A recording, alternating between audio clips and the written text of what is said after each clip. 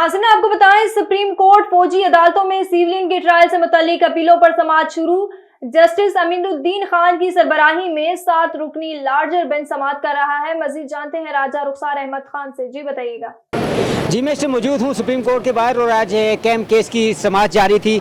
Supreme court फौजी अदालतों में सिविलियन के ट्रायल से मुतल्लक अहम केस की समाअत जारी थी, जिसकी सरबराही जो है जस्टिस अमीनुद्दीन की सरबराही में 7 रुकनी बेंच ने इसके लार्जर बेंच की जो है सरबराही की।